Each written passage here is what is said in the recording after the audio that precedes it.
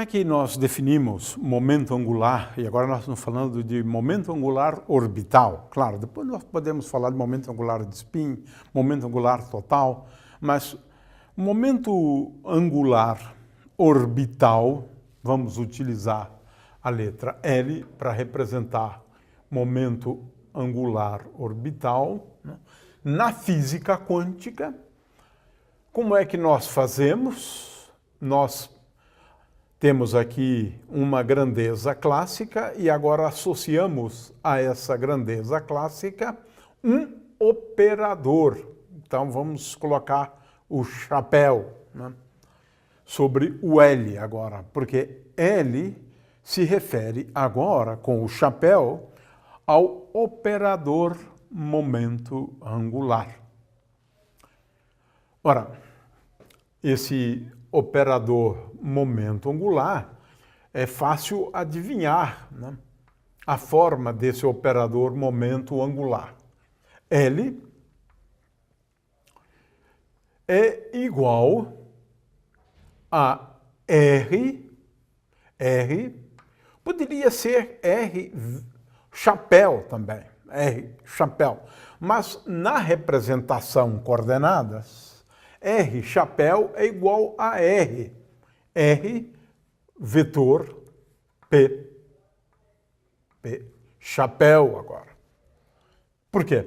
Porque P agora é um operador, de forma que o operador momento angular na representação coordenadas é igual a R vetor P.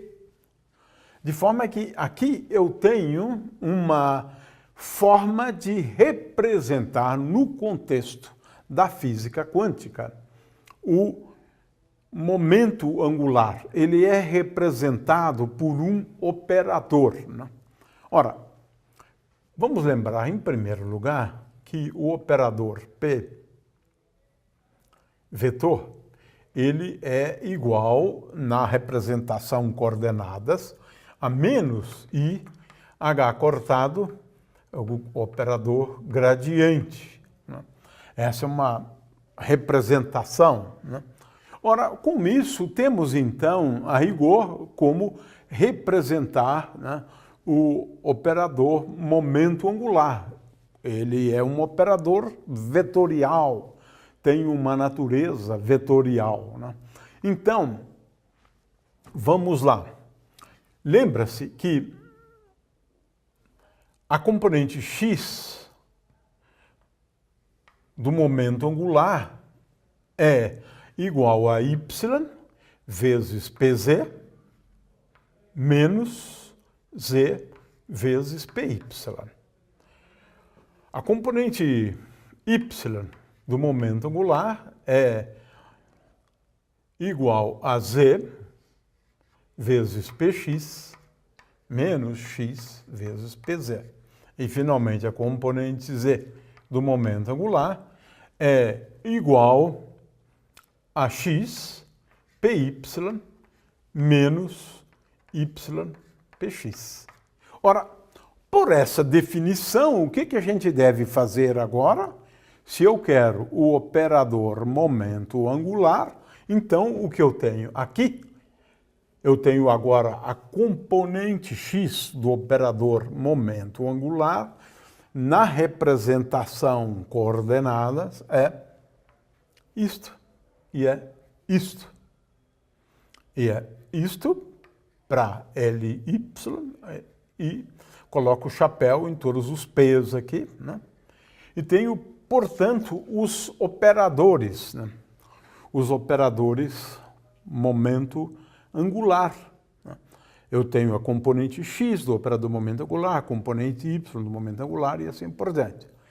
De forma que eu posso também definir, claro, o operador L ao quadrado. Vamos lembrar que se trata de um operador. O operador L ao quadrado, né, que poderíamos definir como sendo, ou devemos definir como sendo L, operador escalar L, operador. Essa é a definição, né? De forma que temos aqui, então, como definir as componentes e definir o módulo do operador momento angular. É comum, a gente vai, às vezes, também definir as componentes L+, e L- do operador momento angular, e essas componentes são dadas por Lx mais I Ly, e L- é Lx menos I vezes Ly.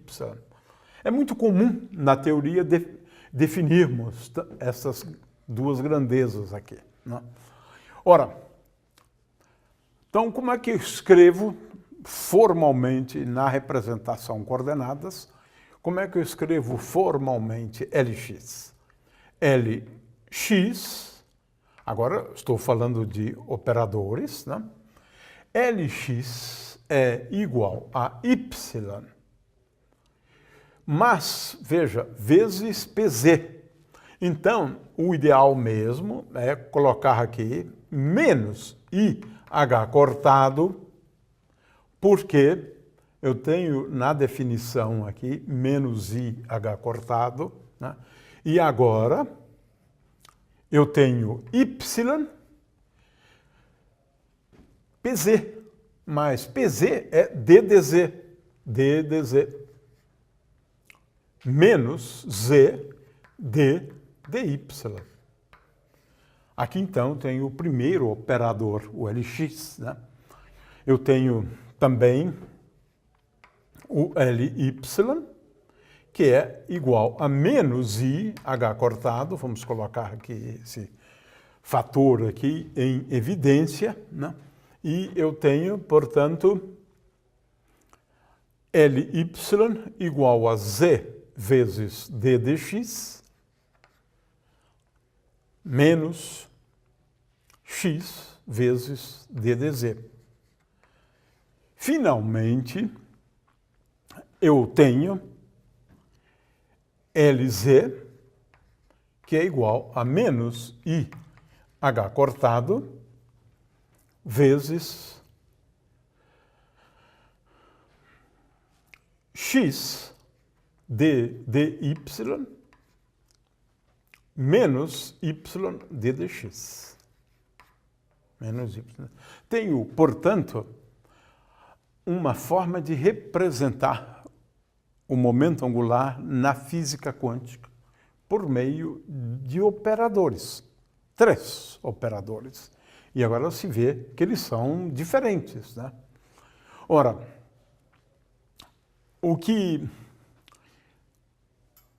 muitas vezes é importante, e no caso, a rigor, é essencial, né? É escrever estes operadores em coordenadas esféricas. Nas coordenadas esféricas, nós definimos R como sendo raiz quadrada de x2 mais y2 mais z2, né? Nós introduzimos também a coordenada φ como sendo igual a arco cuja tangente é igual a y sobre x, né? E, finalmente, a coordenada θ, que é igual ao arco cuja cotangente é igual a z sobre raiz quadrada de y2 mais z2. Ora, posso analisar as transformações inversas e escrever que x é igual a r vezes cosseno φ vezes seno θ, y é igual a r vezes seno φ vezes seno θ, e, finalmente, z igual a r vezes cosseno θ. Muito bem. A gente escreve os operadores, né?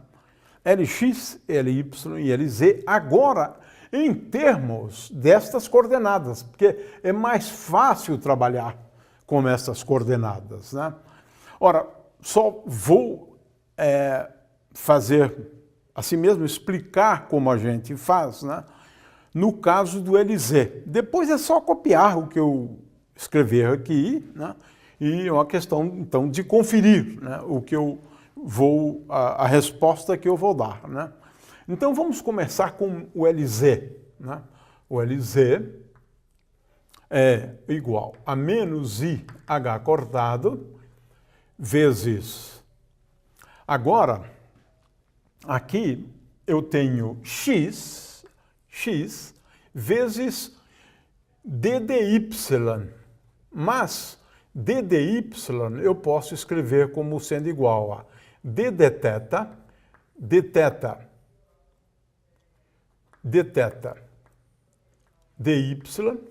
mais d φ dy mais d dr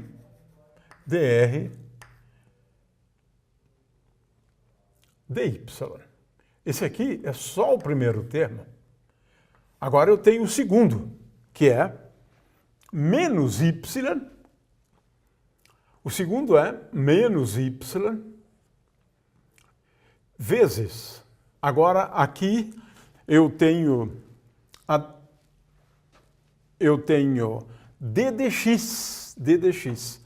Então, d dx é igual a dθ dx d dθ mais d dφ dx d dφ mais d r dx d dr. Bom, se pode perceber que isso aqui dá um pouquinho de trabalho, porque eu preciso achar dθ dx, né? Eu preciso encontrar dφ dx, tenho que encontrar dθ dy e assim por diante. E mais, preciso também escrever x igual a r vezes cosseno φ vezes seno θ, e preciso escrever y igual a r vezes seno φ vezes seno θ. E agora fazer as contas. Dá um pouquinho de trabalho, né? Então vou apenas, eu expliquei como se pode fazer, né? Dá trabalhinho de fazer cada derivada, depois agrupar os termos, porque a rigor eu tenho aqui 6 derivadas, né? Mas o resultado é muito simples. O resultado é Lz, e veja que vale a pena fazer isso, né? Passar dessa forma aqui para uma nova forma. Lz é igual a menos IH cortado. Esse menos IH cortado, ele já existia antes, né? Então, menos IH cortado vezes, e agora tem a boa notícia. É bem simples. D dφ apenas. Ora, valeu a pena fazer aquele exercício lá, porque agora o operador Ly, ou melhor, o operador Lz tem essa forma simples, né? Os operadores L+, agora também uma coisa que dá um trabalhinho para fazer, mais ainda, né? L+ e menos, né? São operadores, claro, e agora daqui a pouco a gente tira o chapéu, né? Mas é igual a H cortado vezes E elevado a menos I vezes, e aqui eu tenho mais ou menos, na verdade, né? mais ou menos, I φ, e aqui eu tenho agora mais ou menos d dθ e finalmente mais I vezes a cotangente de θ. Finalmente, aqui eu tenho D de φ. Então, são expressões que são mais simples do que as anteriores, especialmente esta, né? Agora, existe uma que é relativamente simples também, né? Trata-se de LZ ao quadrado. E essa é a última, então, expressão que nós vamos escrever, que L ao quadrado, agora estou elevando ao quadrado, tenho menos h cortado ao quadrado, e esse menos h cortado ao quadrado é fácil entender, porque eu tenho Lx ao quadrado, né? Então tenho IH cortado ao quadrado menos h cortado ao quadrado. Portanto, esse primeiro termo aqui é fácil de ser entendido, e finalmente eu tenho outros dois termos que nós vamos usar com uma certa frequência, né? É 1 sobre seno ao quadrado de θ, d2. Agora eu tenho que derivar d2 de φ2. Né? Esse é um termo importante, né? Porque tem a derivada segunda com respeito a φ2. Mais 1 sobre seno θ d θ de seno θ d θ. De forma que esta é a expressão, e ela parece, né, complicada, mas ela seria mais complicada ainda se eu escrevesse esta expressão em termos de derivadas com respeito a x, y e z. De qualquer maneira, são estas as expressões que a gente obtém, né, fazendo estas contas todas aqui, né? Então, essas são as expressões que a gente tem para LZ em termos de coordenadas esféricas, né? Mas a gente vai utilizar mais esta aqui e esta aqui, né? O fato é que estas expressões, né, serão utilizadas na determinação das autofunções e dos autovalores do operador momento angular ao quadrado.